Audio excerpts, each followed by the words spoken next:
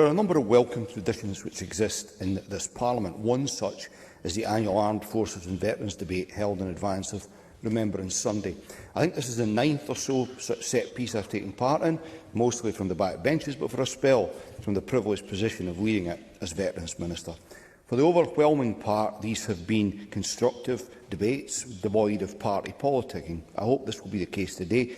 The signs thus far are certainly positive in that regard. And in that spirit, let me begin, Presiding Officer, by saying how good it is to see Edward Mountain taking part in the 2022 iteration of the Armed Forces and Veterans debate. Mr Mountain was owing to ill health, unable to take part last year, and both he and his contribution was missed.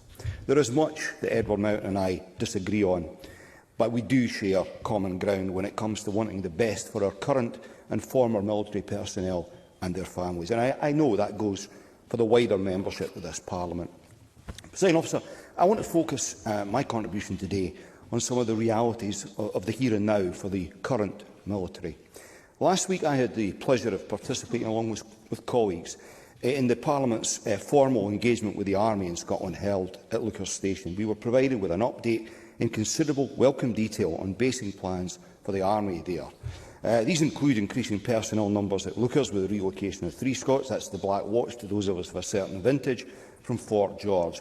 And it will be good to see the Black Watch returning to their traditional recruiting heartland. What was less welcome was the apparent admission within the presentation of the recruitment and retention issues this and other elements of the Army are facing, resulting in only 301 personnel being captured by that move. 301 personnel. That's what has been done to one of our historic regiments by the actions certainly of successive UK governments. That's so regrettable. Regrettable too as the recent admission by the UK government, a UK government minister rather, that across the British military more than 2,900 serving personnel, along with 38,000 veterans, are having to rely on universal credit to top up their income. How on earth did a country that claims to value those who serve get into such a situation? And I ask that question genuinely, seeking improvement, not to make a party political point. Now, let me recognise that against that backdrop, there has been welcome MOD investment in infrastructure here in Scotland. The investment in the RAF footprint in the North East is an example of this, and providing there is no further basing review or a watering down of proposals for Leuchars, then the developments there are positive also. The plans for Leuchars, if delivered, will see new accommodation blocks and potentially family housing provided. Good stuff.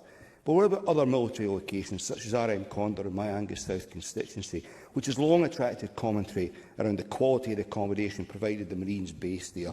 Earlier this year, there were media reports suggesting it was to be the subject of long overdue upgrading. Unfortunately, I understand that to be untrue.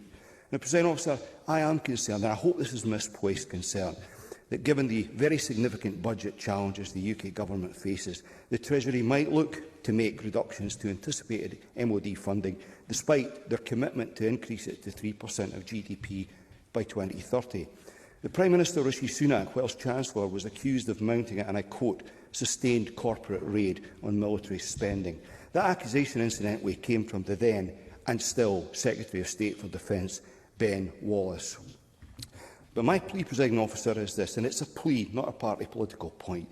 Whatever decisions are to be made on military funding, whatever future monies are earmarked for hardware, a protected spending priority going forward must be the men and women who serve in the military, along with their families.